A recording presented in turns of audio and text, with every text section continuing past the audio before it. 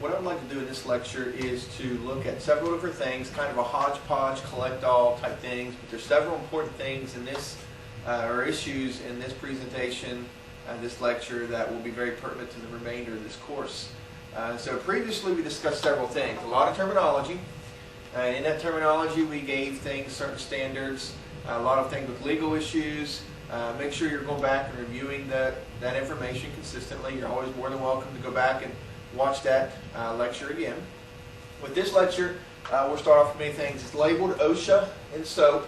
SOAP is Subjective Objective Assessment and Plan. It's the way we document things in the medical world. So in athletic training, physical therapy, physicians, chiropractors, everybody uses SOAP note format. It may be a little different in what it appears like on the paper, but it's all the same format, and we'll discuss that in a few minutes. If you've noticed on your syllabus, if you would look at your syllabus and the requirements of the class, hopefully you have your information out, you printed this out, you have it in front of you so you can write down notes. Because a lot of the notes, not everything will be on this slide presentation, but within your paperwork of the worksheet you're filling out, that this information falls in, and it'll answer multiple questions of the worksheet, as well as that worksheet, this, and your readings, compiling the information that will be on the exam. So first of all, let's start and look at some different terminology. So let's bring up a couple of things here.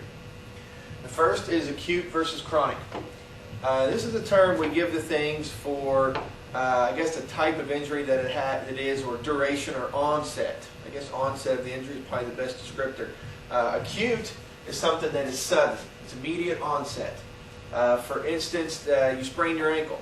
You go out, you're jogging across the golf course and twist your ankle in a hole. That's an acute injury. You get hit with a baseball.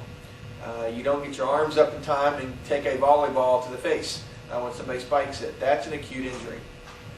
Chronic, C-H-R-O-N-I-C, is lasting longer than 6 months in duration. So this is something that comes on over time. It's something that just doesn't show up overnight. It doesn't show up in a week's time. It shows up over time. We'll talk about a few things here in a minute. It kind of depicts on a timeline how long a chronic injury may take to come up. When we look at acute injury, it's instant pain.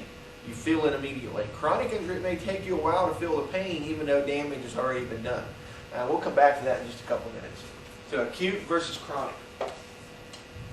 The next thing is etiology. We talked about mechanism of injury.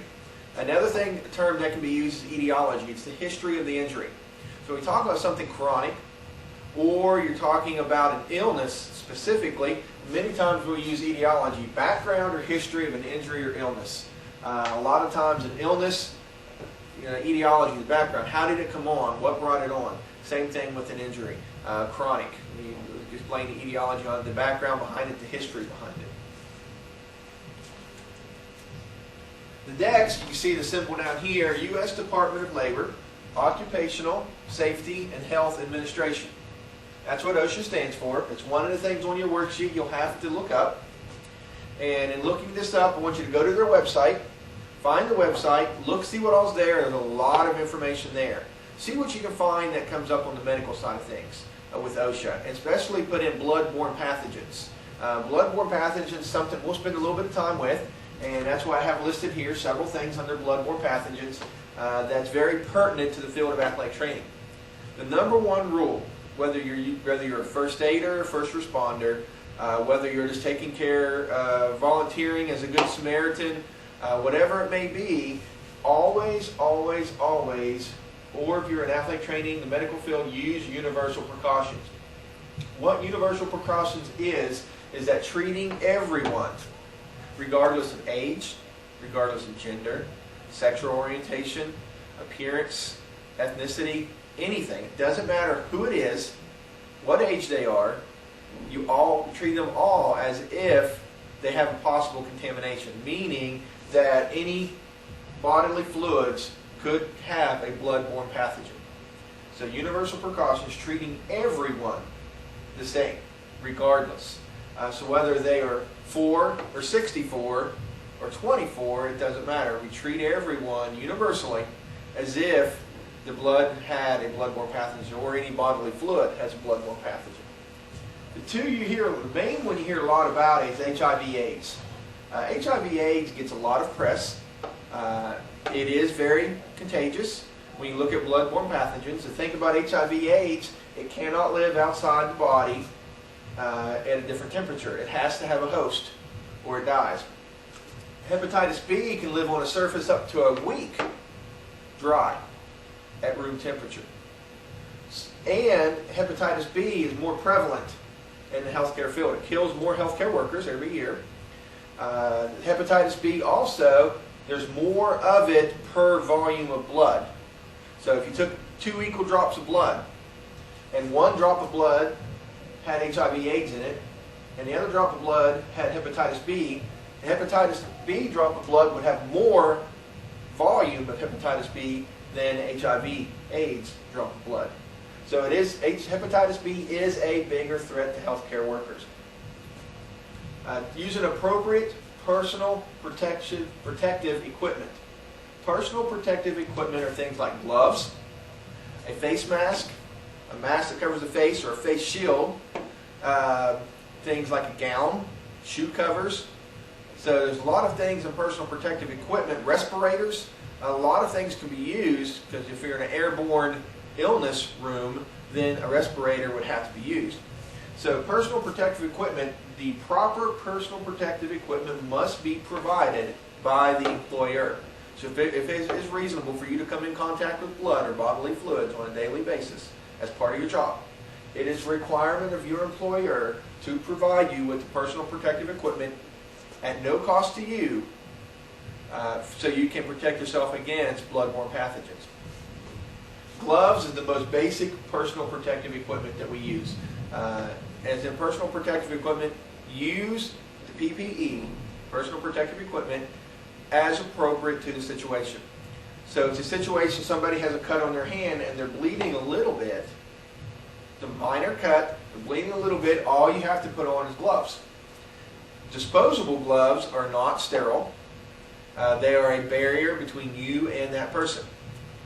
And they will protect you and protect them. So universal precaution goes both ways. When you use or treat a patient and you use your gloves and you take them off, always dispose of them, never reuse them. Always wash your hands. You can use an alcohol-based gel as a temporary clean, but always use running water, warm running water. Don't have to get real hot water. Warm running water and a mild soap. You don't want a soap, it's real abrasive. You don't have to get an antibacterial soap, just soap and warm running water. And wash your hands appropriately. Like the old adage says, if you can sing happy birthday twice, I believe what it is, that's about the amount of time you should have your hands under the running water. Hand washing, we just mentioned that, is very, very important. Always wash your hands as soon as you get an opportunity to do so. If you ever get exposed to blood, so you get blood on you, you get blood splashed on you, then always report that to your employer. They have a responsibility of providing you, completely confidential from them, health care access to be checked to see if you have acquired any bloodborne pathogen. So that is an employer's responsibility. Something I would recommend, that especially with hepatitis B, is what's called a hepatitis B vaccination. Most of the time it's being included in vaccinations to most people now today, but not all adults have it. Because it hasn't always been required as part of the vaccinations for children. But what it is, it's a vaccination series that's very effective, 85 to 90% effective at preventing you from getting hepatitis B. So it's a 3-shot series, 3 months, 6 months. You get one, then 3 months later, and then 6 months later get another one. So it's very effective, and the employer must provide it to you, hepatitis B vaccination, at no cost to you if you come into contact with blood or bodily fluids on a daily basis or as part of your job. So that's something to take very seriously. Make sure you read this section in the text. You will see questions like this on the exam pertaining to bloodborne pathogens, and OSHA kind of falls under OSHA. So definitely pay attention to that. Next, we'll look at, we talked about a little bit of the pain scale. Acute versus chronic. We just discussed acute versus chronic. So if you look at pain threshold, A definition for pain threshold is when you feel pain. So if this line going across, the horizontal line, the x-axis, is perfectly healthy tissue, no injury, no pain, that's what this line represents. As you go up the scale, the y-axis, pain increases. The intensity of pain increases. When you start feeling pain, that's the red line going across here. When you start feeling pain, that's your pain threshold. That's when it's pain to you. Everybody is different. Everybody's different in what they describe what pain is. Pain is relative. If an athlete says, I'm hurting, you have no alternative to say, but they are in pain. You cannot tell them they are not hurting. Pain is a perception that some people have a very high pain tolerance. Pain tolerance is another line we can put across here, a horizontal line. If you put another line across and call it pain tolerance, then pain tolerance is the maximum amount of pain you can take. Versus pain threshold is when you start feeling the pain. So if an acute injury, remember the sudden onset, it's instant pain. Ouch, it hurts. It may get above my pain tolerance threshold, or even above my pain threshold, but then above pain tolerance. If it gets above pain tolerance, if pain tolerance is here, then that's where somebody feels sick at their stomach, feel like they're going to vomit. They may get the dry heaves.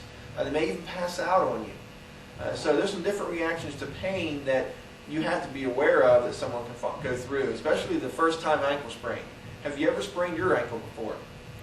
If so, think about that first time, what that pain felt like. Did you feel nauseous in your stomach?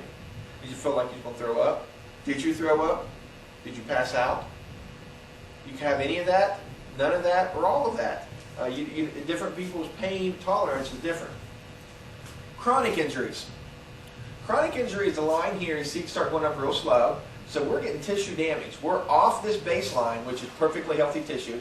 There's tissue damage going on. That's what we call repetitive trauma, a chronic injury. It's over time, it gets worse, and it gets worse, and it gets worse, and it gets worse. And eventually, after a while, as time goes on, the damage gets worse, and all of a sudden, ow, you feel pain. It gets up to your pain tolerance, and you go, whoa, I got to back off. We back off, all of a sudden, whoa, it doesn't hurt anymore.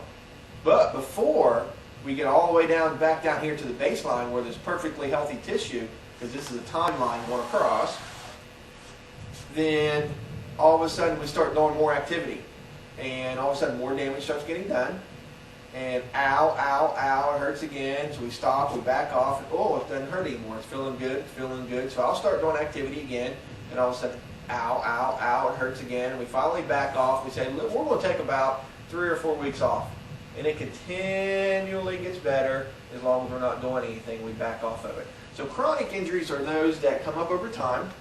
And with a chronic injury, we have to remember, even though you may not be feeling pain, it's below the pain threshold, there's still tissue damage. It's not completely healed. For some tissue, up to months. Others, 2 to 3, 4 weeks before it's really healed. Whether it's because your shoes are worn out, the surface that you're on, or it's just you've pounded the body so much, pounding, pounding, pounding, shin splints, for instance, that it's finally breaking down. Once it starts breaking down, you get in this chronic phase of, ow, it hurts, we get it better, ow, it hurts, we get it better, until you take time off, especially post-season. So season's over, we're taking time off, you've got to give a couple weeks off. Once you give a couple weeks off, 2 to 3 weeks off, you're getting closer to tissue healing. Some things take a little bit longer. The problem we have today is even with our youth is we have a fall, winter, spring sport at school, and then immediately they go into summer leagues. There's no break in between. There's no time to rest, and these kids are growing. Their bodies can't take that load over time. We're seeing adult injuries in children we should not be seeing just because they're not getting some rest. Let them take a break. Let them splash around in the pool for a week or two before they start the next baseball season, or next softball season, or summer volleyball leagues, whatever it may be, AAU basketball. Give them a break. It's time to take a little bit of time to take a step back and give them a break.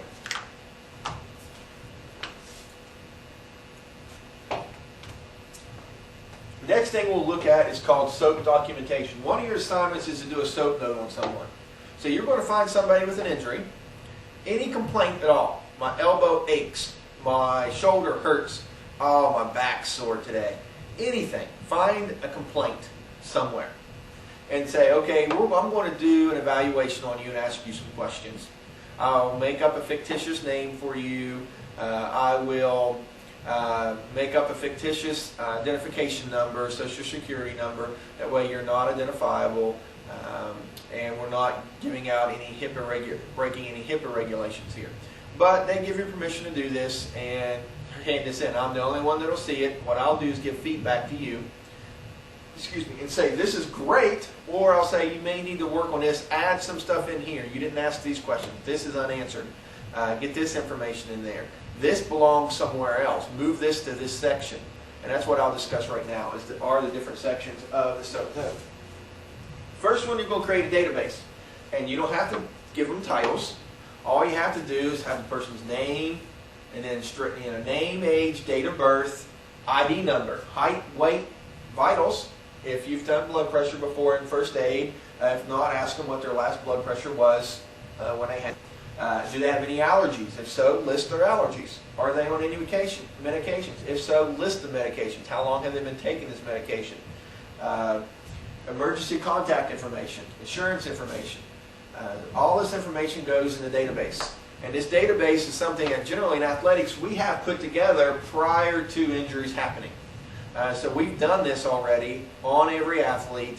We have the pre-participation examination, and we have all this information in. So that's how we get to know our athletes. We should have read through, I say we, the athletic trainers, should have read through every athlete's jacket or their folder of information. After the database, the next thing we want to do is we want to gather a history. We call it subjective information. That's the S in SOAP. Anything you were told. So anything the patient tells you, anything a coach tells you, anything a parent tells you, anything a teammate tells you about that person or about that person's injury goes under subjective. It's all history. It's a background. And that's what we want here. We want as detailed as you can possibly get. If you take a good enough history, 9 times out of 10, they will tell you what's wrong with them. They just don't know what it is. You put it all together, you assimilate it, and 9 times out of 10, you'll have a really good idea of what's going on before you ever touch them or ask them to do anything. So gathering a history is very important. History questions are, how did it happen? What did it feel like? One of the things on the pain scale, let me back up a second here. In the history report pain scale of 1 to 10. 1 is it hurts a little bit. 10 is it's excruciating, the worst pain I've ever felt. I'm going to pass out if it doesn't go away. Give them things they can relate to. Dr. Chuck G. and Gary uses one all the time with Marshall Medical, and that scale of 1 to 10, 1 is plucking a hair off your arm, and 10 is cutting your leg off with a blowtorch, so being burned and cutting your leg off with a blowtorch. And most of the time they'll go, maybe it's more of a 6. Not quite that bad if 10 is cutting your leg off with a blowtorch. It gives them something to relate to on the pain scale. So using that when gathering your history is very important. So we want to know what the pain's like, how does it feel, does it shoot anywhere, does it stay in one place, does it start one place and radiate to another, how bad is it, how long has this pain been going on, what makes the pain better, what aggravates it, what were you doing when you did it, were you able to continue if you weren't there when it happened. A lot of times in athletic training, we're there when the injuries happen. So we see it happen, we take care of it. We know we have good information of what happened because we saw it. We pretty much know what's going to be injured just by watching the injury itself happen. And then, have you ever hurt this? If it's my right elbow, have you ever hurt this elbow before? If so, how long ago was it? What did you do? Was you seen by a doctor? Did you have to do any physical therapy or any rehab on it?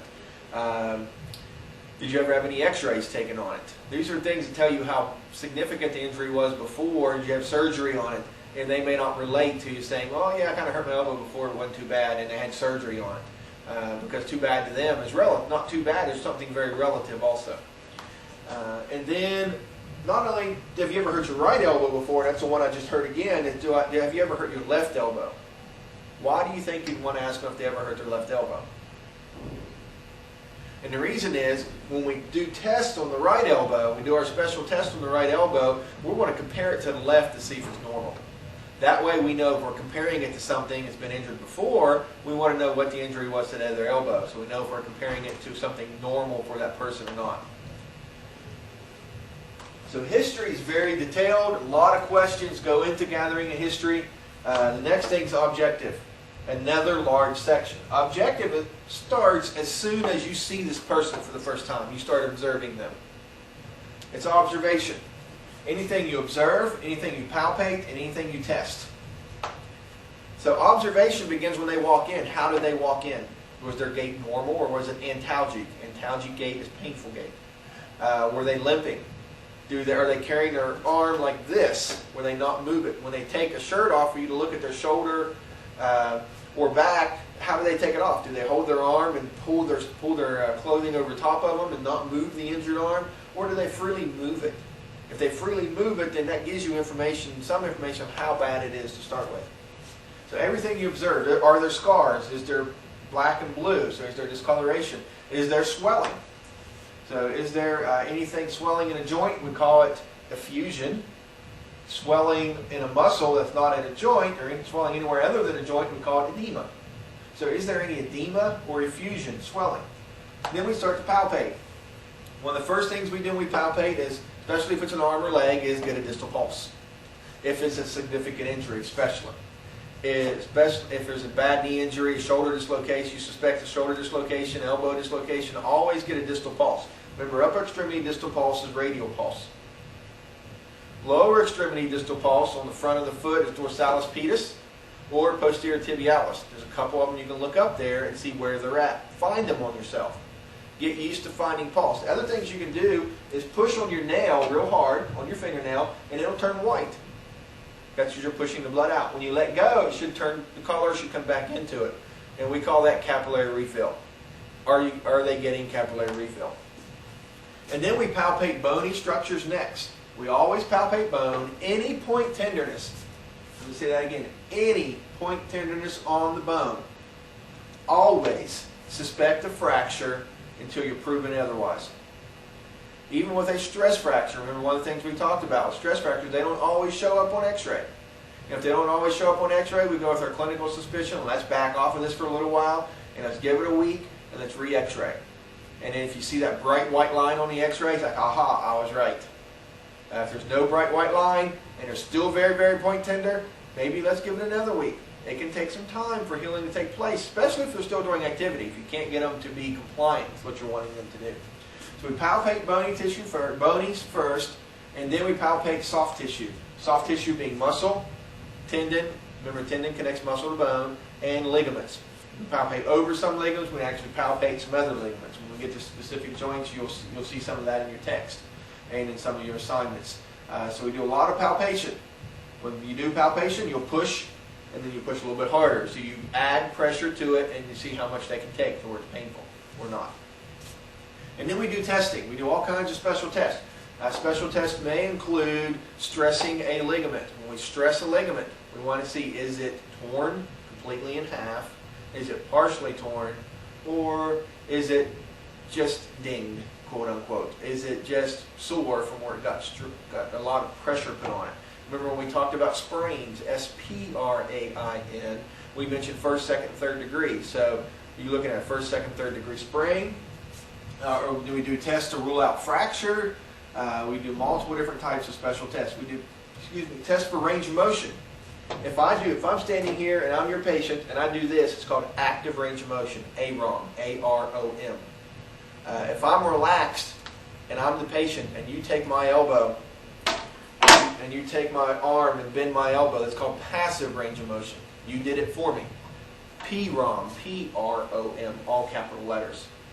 If you have me do elbow flexion and you try to pull me out of elbow flexion, so I try to keep my bicep contracted and you try to push me the other direction into extension, that's called resistive range of motion, RROM.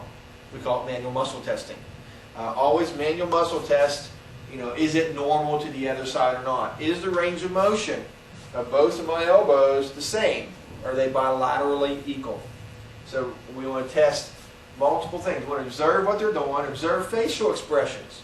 What do they look like? Are they grimacing in pain? Will they not look at the lights? Things like with concussion.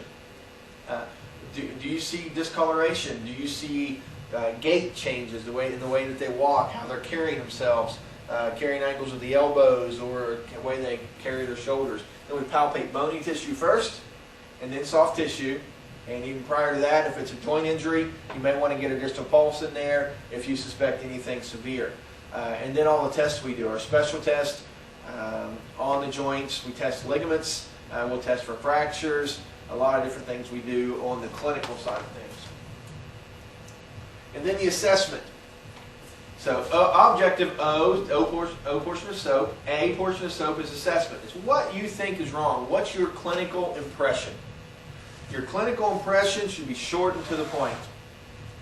In the review of Gary McIlvain's right elbow, it appears to be symptomatic of an MCL sprain, medial collateral ligament sprain, or whatever you might think it be related to. So it's short and to the point.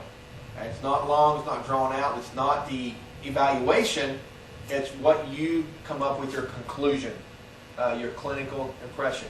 Your evaluation is all here, subjective and objective. That's the evaluation. This is what you think is wrong. Assessment is what's wrong. Plan is your immediate plan.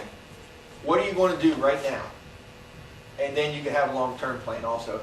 Right now we're going to control pain, control swelling. So we're going to use this to control pain. We're going to do this to try to help control the amount of swelling that's going to happen. So I just injured my elbow.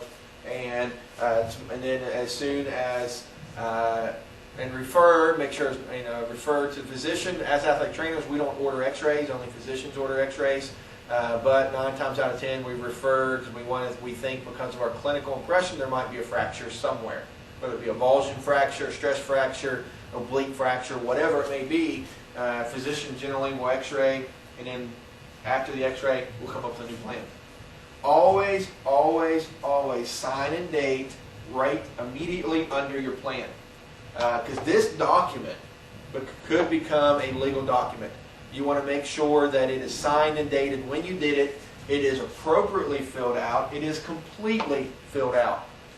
Remember, when a catastrophic injury, we talked about documentation to help reduce the amount of legal issues and to protect you if you're ever sued. And the big thing is always document things around the injury on one sheet.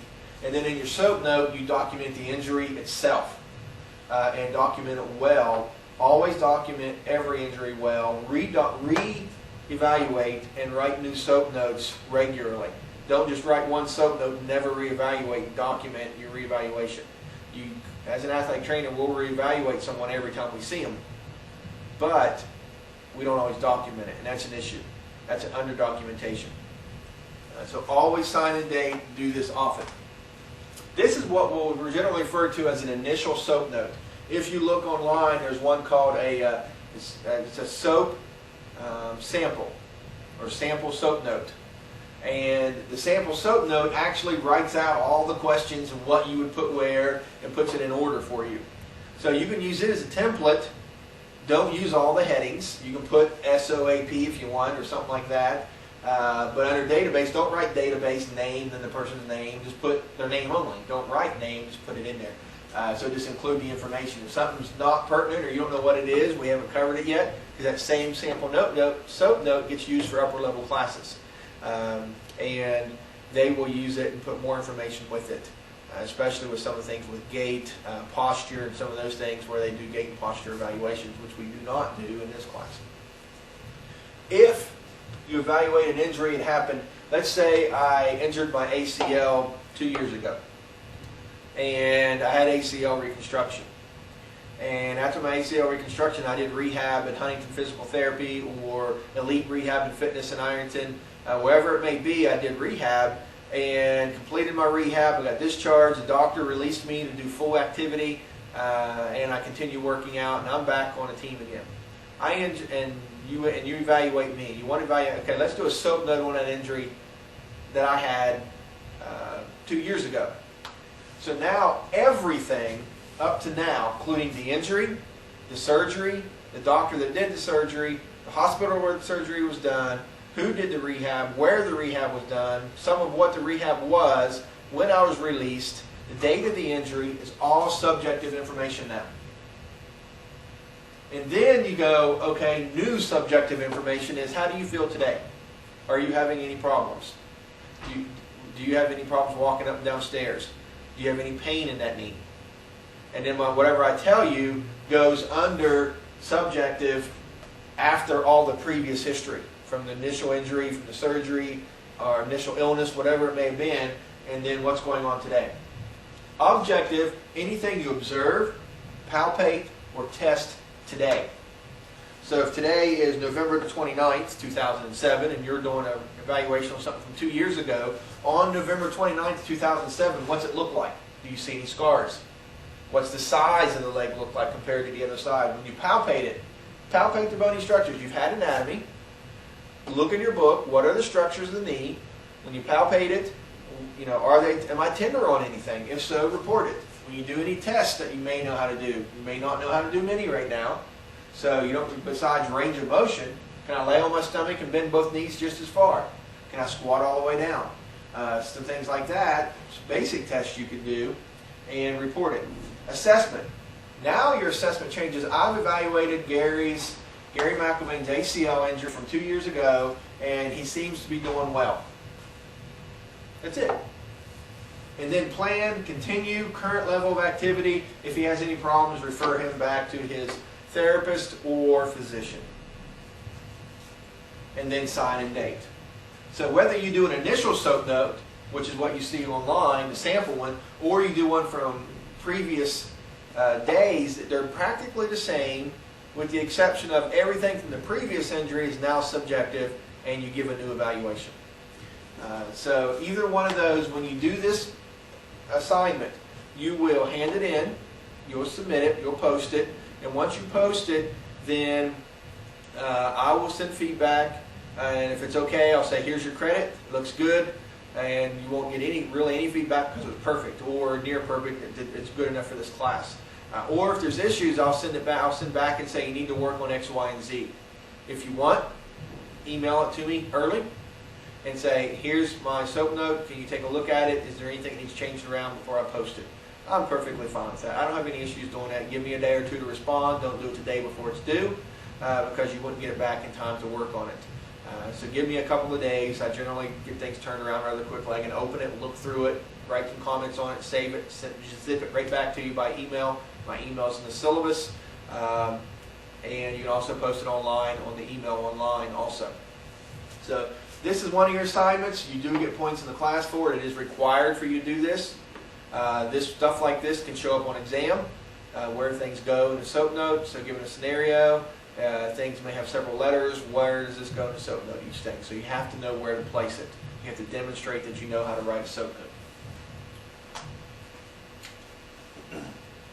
Next thing we're going to look at is emergency action plan. As you can see, I got Cabell County EMS up here, and Marshall University is in Cabell County, in Huntington, West Virginia. In looking at an emergency action plan, several things you need to take into account. The very first thing you need to think of is, if I'm at an event, I got to think of two things. Number one, the participants. I have a duty to act if somebody gets hurt. Do I have a plan in place for calling an ambulance? Number two, I have a duty to act for those that's been invited, the invited guests, so the people in the stands. Most of the time, people in the stands, your standing procedure is offer first aid only. Remember definition of first aid: immediate and temporary care until a more qualified person takes over, and allow EMS to take over. At football games, generally have EMS right there. A lot of other events, you don't have EMS on site. It's a good recommendation to do that. It's another safety feature. You have them there in case anything happens. We've got soccer, even baseball, now with the collisions at the plate, things like that, line drives, basketball, wrestling, multiple sports. You can have some very severe things. If you have a cross-country meet, you should have EMS there because you have anaphylactic reaction, anaphylactic shock. You remember the severe allergic reaction, which we'll actually talk a little bit about today. And then you can also, at the Ohio State cross country meet this year, this November in 2007, a young female had a stress fracture in her tibia, lower leg bone, and it shattered. And she fell. When she tried to stand back up and run again, the fibula, the smaller leg, outer leg bone, it snapped in half also. She crawled the last 40 feet across the line. That's a pretty significant injury. Not life-threatening, but significant. Something she's going to be transported by EMS. That's going to require surgery and a lot of time for healing. So you need to have a plan in place, whether it be for the participants or for the invited guest. You need to have plans in place. It needs to be a policy and procedures manual or part of your policy and procedures manual. So emergency medical action plan. We call it an EAP. And with the EAP, we're going to look at several things. Number one is the number you call. Universal number is 911. Never say 911. There's been cases of children who could not find the 11 on the phone because they can't assimilate that in their mind and know that 11 means 11, and a parent died. So always teach 911. The question is, if you're on Marshall's campus and go call 911, you're not going to get anything, because you have to dial 9 to get an outside number, then 911. So at the top, the best thing to think of it is if you think of a sheet of paper that you're going to post above the phone that's going to be used in case of an emergency. Or if you're in an outside event, laminate it and put it in the dugout. Put it the scores table or clock keeper's cable in a soccer game. And so if there's an emergency, there's detailed information on it. And the very first thing, it says medical emergency action plan. Next, dial 911. Always have a backup number. There's been cases where fiber optic cables get severed by utility trucks and 911 service is out, or a severe thunderstorm puts it out. So make sure you have a backup number, whether it's a direct number to ambulance station or just 0 for the operator.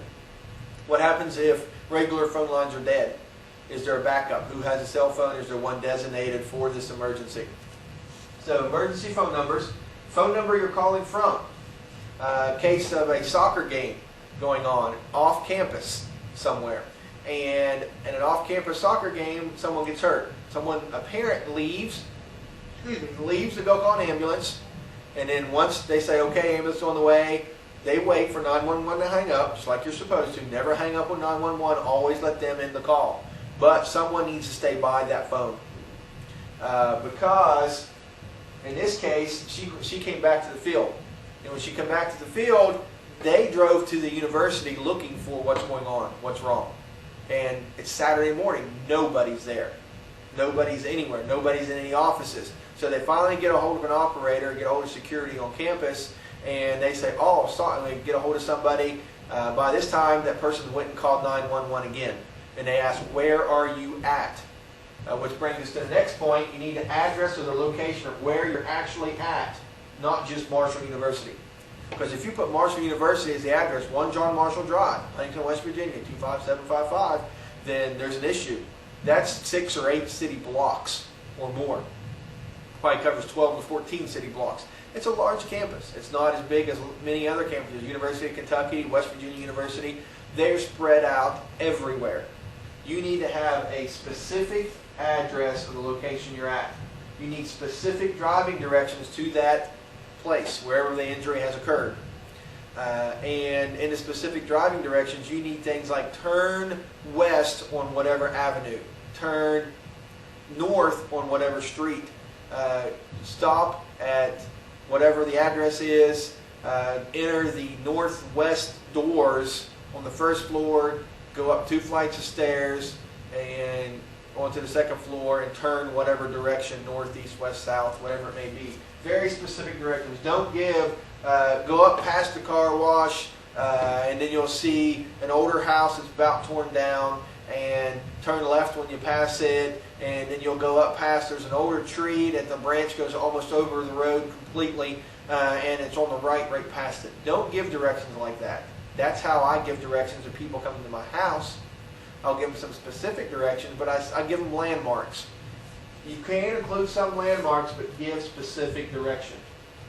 Special tips. If I'm the one that goes to call on the phone, I stay by the phone. I do not hang up. I let EMS disconnect. I let 911 disconnect. I let them break the call or tell me to hang up. And then once I hang up, I gather I may be the one that stays there by that phone, opens that filing cabinet drawer, and pulls out that athlete's information, emergency contact information, insurance information. I get that stuff ready to go up and make a copy of it once I know EMS is there. Once EMS is there, then we can make copies of the insurance and get all that sent. The other thing is know who to call first. Here at Marshall, we just call security.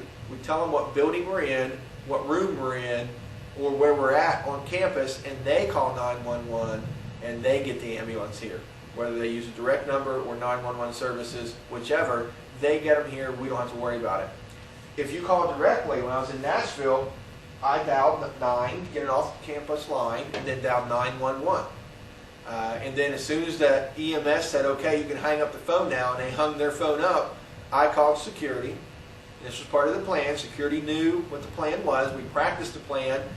The security officer was out at the main road. There was one in front of the gym to direct them exactly where they needed to go. They don't have to look for anything. We don't have to be watching for them. They're brought straight to us. That's the advantage of having security on a campus, or has people go to meet them, designated people. So the plan is written, it is documented, it has gone over, it is practiced every year. Minimum should be twice a year, so biannually.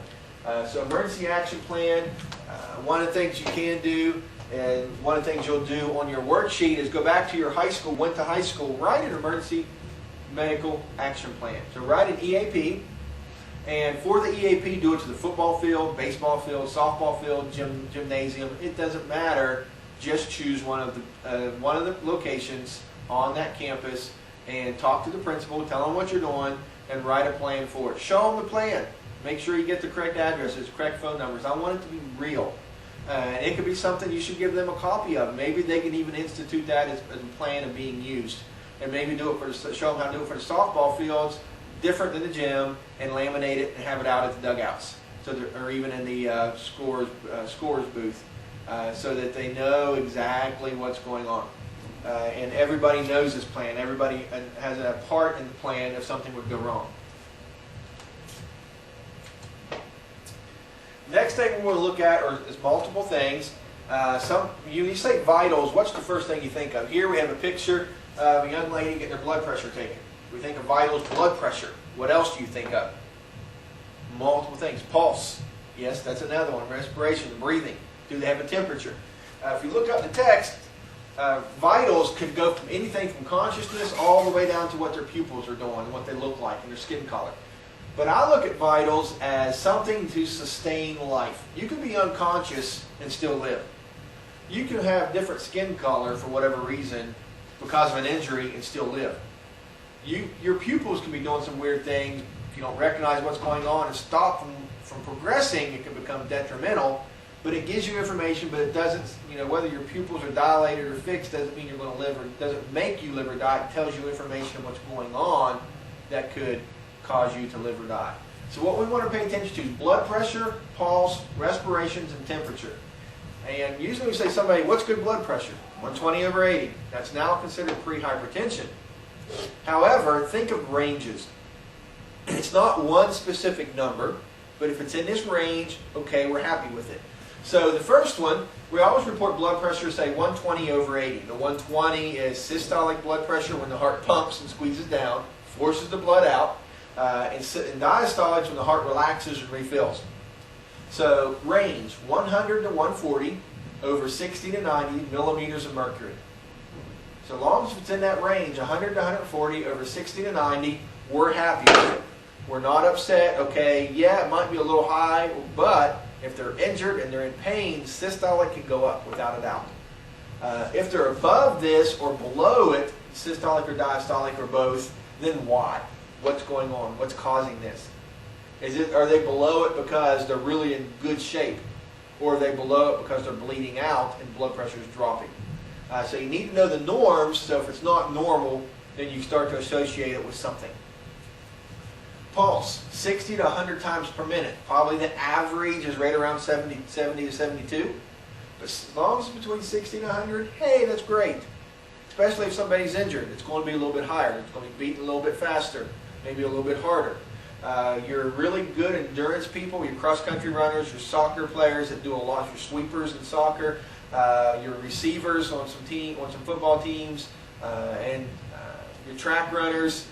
A lot of these athletes can have pulses lower than 60 at rest, and that's fine. It's conditioned. As a cross-country runner, my resting pulse in college was about 34 to 36 per minute. That's very slow. When I was running, though, I would recover down to 60 very quickly, but if you hurt yourself and you're in activity, it's going to be up higher. But if it's above 100, what's going on? Why? If I'm injured and it's dropped below 60 and it keeps dropping, why? What's going on? What's causing the pulse to drop? And when we talk about different injuries, in the text, when you do your readings, you'll see what happens to vitals in different injuries. Respirations, how many times are they breathing a minute? 12 to 20 is a range that we want you to go by. That's what it should be. When you're taking the pulse, remember, if you go back and review pulse a little bit, and go back to review some of the anatomy and taking the pulse, you take it for 15 seconds and multiply by 4, or you'll count the number of beats of the pulse and multiply for 30 seconds, multiply it by 2. You can take it for a full minute if you want. The most common, take it for 15 seconds and multiply by 4. The best way to do it, if you tell somebody you're counting their respirations, same thing for a minute, you're going to count it for 15 seconds, they'll change their breathing rate and pattern. So act like you're taking a pulse. You have their arm, in the first 15 seconds, count their respirations. Breathe in, breathe out, 1. Count how many times they breathe. Then the second 15, remember that number, second 15 seconds, count their pulse for 15 seconds. And then do your numbers. That way they don't skew your results by changing their breathing pattern or rate. Temperature, the most accurate temperature is do a rectal temperature, but obviously that's not practical in most settings, a lot of athletic settings. But in a physician's office, they may do that. A younger infant or pediatric case, they may do that. But we can take a thermometer and get a reading. We want to know what is temperature. About 98.6 degrees Fahrenheit, or some will report at 99 is probably the more newer average. And that's more of a constant. We can't fluctuate a lot in temperature. If we get up, once you hit 100, 101, you're going to start having problems. You get 106, you start cooking your internal organs. So you don't go too high, you don't go too low without causing hypothermia. So you start getting into a lot of problems. Skin color. Now we get down to things of, this is going to tell us maybe what's going on. If the skin is red and it's not normal, then are they burned? Do they have carbon monoxide poisoning? Or could it be heat, stroke? It could be any of those. So we take that, then we start taking all the vitals. We take, are they conscious or not? What's their level of consciousness? And we start putting everything together and get a history. We put the history with all of what we found out, and when we get to heat illnesses, you'll have a whole list of signs and symptoms. You start putting all the pieces of the puzzle together, then you have the puzzle. If it acts like a duck and walks like a duck, it might be a duck. But if it acts like a duck, walks like a duck, and quacks like a duck, it's probably a duck. So until it quacks, don't say it's a heat illness, or don't say they've been burned until you get all your information. Are they blue, or what we call cyanotic? Cyanosis, the condition of being blue, it just means low blood flow. So you're not getting a lot of oxygen. And outside in the winter, your lips might get blue, your fingertips might get blue, just because of blood shunting, keeping that blood internal and trying to conserve heat. But is it because of that, or is there an injury that they're turning blue because there's a lack of blood flow, because they've dislocated their elbow and it's sitting against an artery and their hand's turning blue? So that's a whole other story. White or pale. So is there heat exhaustion? Heat exhaustion would be next to heat stroke. It's starting to get to be emergency, but heat stroke is a medical emergency. So you need to start being able to pay attention to what's normal. And what's normal for the environment you're in. If you're outside and it's cold out, you're going to be a little bit pale. You may be a little bit cyanotic. If you're out when it's really warm and hot, you're going to have darker appearance because your blood's to the periphery, close to the skin, because you're able to sweat and get heat out. So you really got to think of the temperature that they're in, the environment that they're in, before we say if something's normal or not. And then looking at pupils. We call it PERLA. It's an acronym we use. May see the acronym PEARL. either one in first aid or anatomy. And what it stands for, P is for pupils equal. So are they equal size? Or is one pupil this big and the other pupil that big? And making the OK sign in my hands. So are they equal size or not? Are they round? Or are they oval shaped? Do they lose their shape? They should be round. Remember, we're looking at norms. Do they react to light? And react to light is when you look into a light, your pupils should constrict. When you're in a darker room, they should dilate. That allows the light to get in and out, the amount of light to get in and out of your eye so you can see and focus on things. So do the pupils react to light appropriately? When you put a light on my right eye, it should constrict. My left eye should constrict also. They call it indirect response. Direct response on my right eye, indirect response on my left eye. They both should constrict. If not, why not? If I put a pin light or a light and shine it into my right eye and it stays the same or it gets bigger, there's an issue. It's probably due to head trauma. Not all the time, but there's pressure on the brain more than likely. So do they react to light? Accommodation. Do they accommodate? Accommodation is, of course, the A in Perla. When you look at something close, you follow your finger in or follow a pencil in close to your eyes or have somebody else do it, the eyes should cross. We call that converging. They should converge and the pupils should constrict. So put the C's together. Look at something close, the pupils should converge and constrict. That way you can focus and see what you're looking at. When you look at something far away, so if I look at something here and look very closely at it and then immediately look past the camera or past what you can see me looking at and focus on a sign on the other side of a field, my pupil should, if something distant, put the D's together, dilate and diverge. So they come back out to the normal width and they also dilate. They get larger when you look at something far away. So close, converge and constrict, and distance, dilate and diverge. So they go back apart. This is going to be very important. You can come back to this a lot in many different things. When we do helosis and some other things, we'll come back to multiple different parts of this. So make sure you have the norms down. You've studied them. Quiz yourself on them. Have somebody else quiz you on them. Make some flashcards. Whatever it is that you need to do to get the norms down. You'll have fun doing Perla. Putting a pin light over someone's eye. If you're looking at me, about as close as the pin light needs to be is right here where my finger's at. Because you don't have to have it right up on the eye. You don't make them jerk back. You don't want to do that to a victim that had an head injury. If you make them jerk, you make the head injury worse. So just bring it in slowly. Don't just turn it on them. Bring it in from the side nice and slow so that it's straight at the pupil.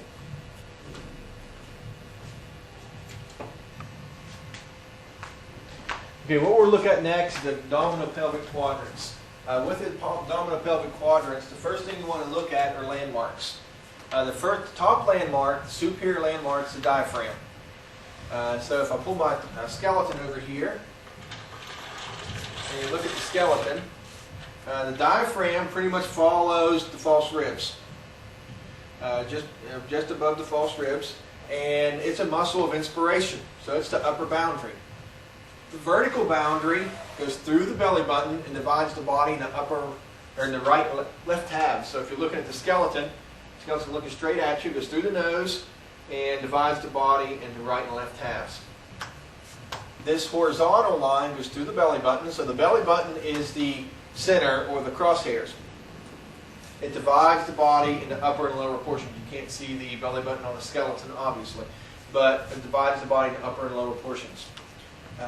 When looking at the quadrants, we always want to label them. The most common labeling is 1, 2, 3, and 4. Move the skeleton out of the way a little bit here. And with this, it's like you're reading a book. So if you're looking at me and I'm your patient, I'm standing like this. And quadrant 1, 2, 3, and 4 is like you're reading a book. They're also called upper right, upper left, lower right, and lower left. But which one, 1, 2, 3, or 4, is upper right? Upper, you know, it's above this line.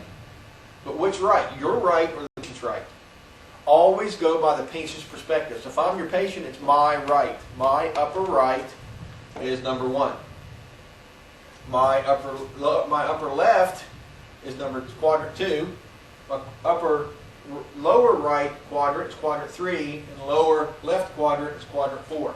And we place different structures in these quadrants, and you have intestines, you have gallbladder, you have multiple things, but we'll look at certain specific things for the purpose of this class. The first one we'll look at is the spleen.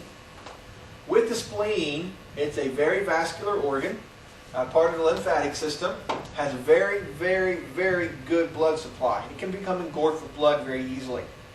It can be injury or illness. The injury, you take a direct blow, pow, right to the spleen.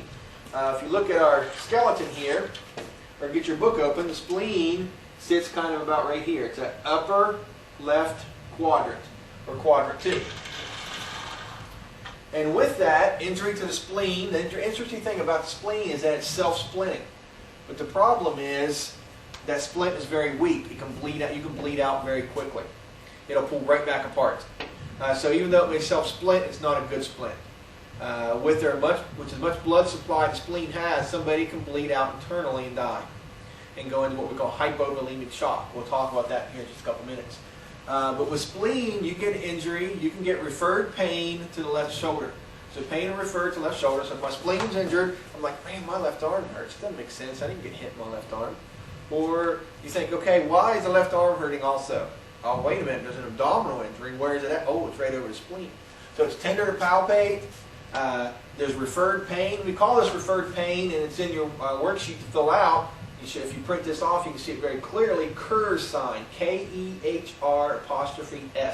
A Kerr's sign, referred pain to the left shoulder. Same thing with a heart attack. You get a Kerr's sign to the left shoulder, left jaw, left neck, left back, and there's some differences in male and female. So with spleen, we want to be very careful. If somebody gets hit, we suspect they may have fractured one of those floating ribs and it lacerated spleen, or as the doctors would say, they broke their spleen. Just an older way of saying it. Then to lacerate spleen, they can bleed out. They can get that referred pain, or called a Kerr's sign. So it can happen from injury or illness. The illness that it happens with is what we call the kissing disease. This time of year, when you start getting, I'm recording this in November, people start getting cold out, people's immune systems start getting a little bit down. February comes around, they're really tired, they're exhausted, they end up getting what? What's the kissing disease? Mononucleosis. It's on your worksheet. Mononucleosis directly affects the spleen. It will cause the spleen to enlarge. We call it splenomegaly. We know it gets enlarged, but we can take it in. They're painful over it. They may also have an increased temperature. They've not been feeling good for a while. And then we take them in, and the doctor does an ultrasound, just like you do for baby, look at size of spleen. We say spleen is enlarged, therefore they're excluded from activity. Definitely don't want to get hit there and cause that eruption. The second one we'll look at, it's mirror image somewhat, is liver. Liver's upper right. You can get referred pain to right shoulder. It does cross over into quadrant 2 a little bit on most people. And remember, other things with liver is that you can cause some other things going on. Liver filters. And if it's a filter, we don't want it injured. It's another hollow organ. You can lacerate it. You can bleed from it. That's why it's important to know the norms. If you know the norms, and norms of vitals are dropping, we know somebody might be bleeding out. They're tender over their abdomen. It's more of an emergency. Next thing we'll look at is the appendix. The appendix is lower right. And so if I'm looking at my lower right, how you'll find it is, if you imagine this imaginary line, it runs from the ASIS to the umbilicus. So it goes from the belly button to the anterior superior iliac spine. So if we get our skeleton buddy back out here again, anterior superior iliac spine is right here. So we go from there to the umbilicus. Be about right there. We think of that imaginary line, and with that imaginary line, we go about 2/3 of the way from the belly button, from the navel, down toward the ASIS, and boom, where the red star is at, that's where the appendix is at. About 2 finger widths above the line, but if you're right there, you're pretty much over it. You press on it, it hurts. Ow, ow, ow, it hurts. I feel sick, I feel like I'm going to vomit, or they may be vomiting. Temperature is up, about 100, 101, 101.5. And if the appendix ruptures, then that bacterial infection, all that bacteria goes all over the abdomen. It just oozes and squeezes between all the other organs,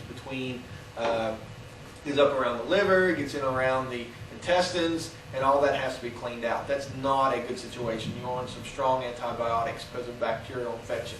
So increased temperature, pain over what we call McBurney's point, McBurney''s point, McBurney's point. So it's 2/3 of the way from the navel to the ASIS. Pain when they cough. If you cough real hard, you can feel pressure in your abdomen. We call that a Valsalva maneuver. So when they Valsalva, it's painful. When you press over, it's painful. Their temperature's up. Let's refer this person. They feel nauseous. We need to get this person checked. Your general practitioner, your family doctor, or even send them to the ER if it's painful enough. If you don't have direct access, or if it's at night or over a weekend, get them to the ER. Let them get checked out. We don't want that appendix eruption. Next thing we'll look at, put a couple things up here. Bladder and kidneys. Remember, kidneys filter and bladder excretes. So it'll collect the urine until it gets a certain amount, and then you micturate, M-I-C-T-U-R-A-T-E, and empty the bladder. Ureters take the urine down to the bladder. Once it gets full, the urethra gets it to the outside, gets the urine out. Several things. If there's blood in the urine, we call it hematuria, H-E-M-A-T-U-R-I-A. It's on your worksheet. It's on this PowerPoint. Hopefully you've got it printed out. Hematuria, blood in urine, why? Did they injure the bladder, or is there a bladder infection? Did they injure the kidneys, or is there a kidney infection? So what's going on? Also, could it be the ureter or urethra? Or the other ureter, right or left, either one. Typically, it's a kidney or bladder infection, or if they got hit, if there's blood in the urine.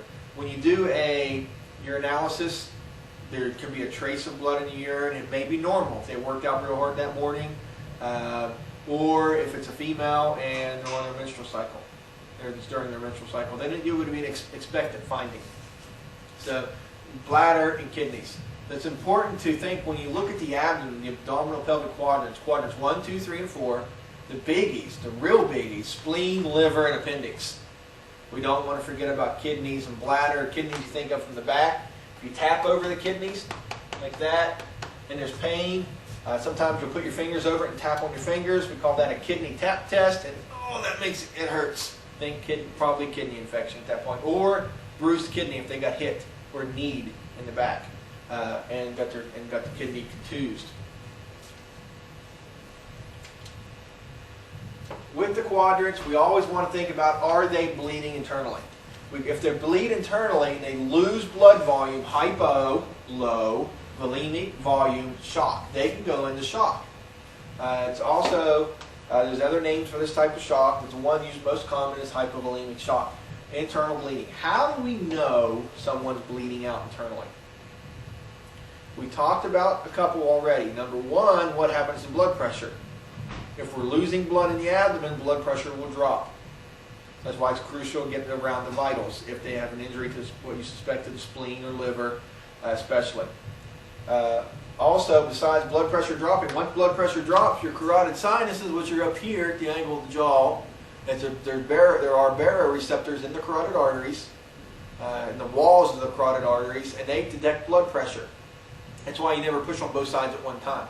You take pulse, stay down here. Don't get up here against the carotid artery, especially where the baroreceptors are at, the carotid sinuses. Once the brain reads that, hey, blood pressure's dropping, then if blood pressure is dropping, the brain's going to tell the heart, hey, speed up. See if you can help compensate for that. So you're going to have a fast, rapid, but kind of faint pulse, because you don't have good blood pressure, so you don't feel the pulse very well. Respirations will increase, but be shallow. So we'll put several things up here. Their appearance, moist, pale, cool, clammy skin, that could also be heat exhaustion. So you need to look at the entire body. And that's one piece of the puzzle. Weak, rapid pulse. Wait a minute, it's weak and it's rapid. Increased respirations and shallow. Wait a second. Blood pressure is dropping below the norms. Rigidity. Rigidity is, usually your abdomen's pretty pliable. You can push in on it if they're relaxed. It may be ticklish and they tense up on you, but you can push in if they relax. If they're rigid, the muscles spasm, and it becomes kind of like a washboard. If you think the washboard, it's really hard. It's hard to push in on. So they're rigid. Rebound tenderness. If you push in on the abdomen and let go real quick. If you push in on your stomach, just relax your stomach and push in on it right now. And then let go real quick. You feel it bounce back out. If you're completely relaxed, that's rebound. What happens is when you let go real quick, if they're bleeding out, that'll be very, very painful. They usually only let you do it once. That's another piece of the puzzle. Referred pain. So if the spleen, where does it go to? If it's referred pain, we just mentioned it. If it's spleen, upper left quadrant, goes to left shoulder. If it's liver, upper right quadrant, goes to right shoulder. Or if it's appendix, it could radiate around the flank to the back. So around their side to the back. It could be referred pain from there. So we really need to know what's going on. Once you start getting all these pieces of the puzzle, then you start getting very worried. We need to get this person to the emergency room now. This is an EMS. This is activate your emergency action plan. Can we control the bleeding? No. But what do we do for shock recovery? For shock recovery, we lie them on their back. We lie them supine on their back. And then we elevate the feet 12 inches, and we cover them up with a blanket or something to try and keep them warm because they're going to start feeling cold. We want to keep as much blood to the vital organs as possible. Arms and legs don't need blood at this point, or much blood at this point. So let's use gravity to help keep it down to where it's vital, especially heart. We don't want to elevate the entire body above the head, but we want to elevate the legs only. So this is an emergency situation here. The next thing is injury to lungs. Just put two things up here. Hemothorax. Hemo, referring to blood. Thorax, blood in the thoracic cavity. We call it blood in the pleural cavity. If you see this black line that goes around the lungs right here, that's potential space. With this potential space, you have one on each lung. Each lung is separated by the mediastinum, so they're separate, which is good. We'll talk about why that's so good here in a second. If you get blood in this pleural cavity, or you get air, pneumothorax, air in the pleural cavity, or air in that potential space, there's a problem. And it's going to be could be a life-threatening problem. Remember, lungs are pressure gradient. When the diaphragm, right here, pulls downward, causes the lungs to inflate.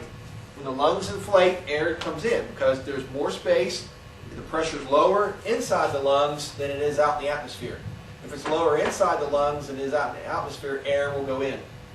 When you want to exhale, you relax the diaphragm, it comes back up, squeezes down in the lungs, in essence, and forces the air back out.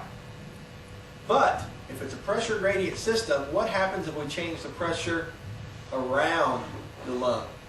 Whether it's air or blood, either one, then all of a sudden, we got a real problem. That black is air.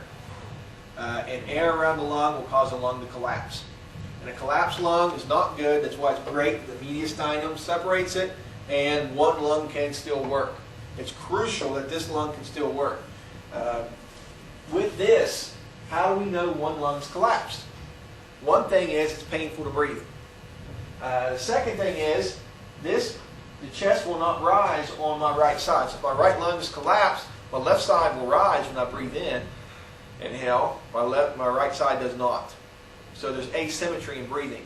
If you have the stethoscope and you put it over the lung, especially on the back, over my lung, if my right lung is collapsed, you won't hear any air movement. So normal air movement when you're listening through a stethoscope should be, you should hear air movement. If somebody's sick, it may sound raspy or different. It may sound different, but you should hear air movement. You won't hear that if the lung is collapsed. That's why it's important to be able to use a stethoscope. We learn to use a stethoscope as athletic trainers in another class. But that's a big thing for pneumo, or we call it pneumohemothorax, or either one, is there asymmetry in their breathing? Is there pain? If so, they need to be referred immediately. This is an emergency. Medical emergency can be life-threatening. So something just be able to, we won't talk much more about that in this class, but we'll get into it in some of the others. So with that said, with this PowerPoint, hopefully it'll answer a lot, with this lecture, answer a lot of the questions on your worksheets, and hopefully this is helpful in getting the information where you can actually sit and take notes as if you were in the class. If you have any questions on this PowerPoint or any of this lecture, feel free to give me a buzz. My office hours are generally during the day. You can send me an email, post an email, whatever it may be, to get in touch with me. Email is generally the easiest way because a lot of times it's harder for me to return calls, phone calls, than it is emails. Especially time-wise, I can usually answer things pretty well in an email. So hopefully this helps, and let me know if you have any questions.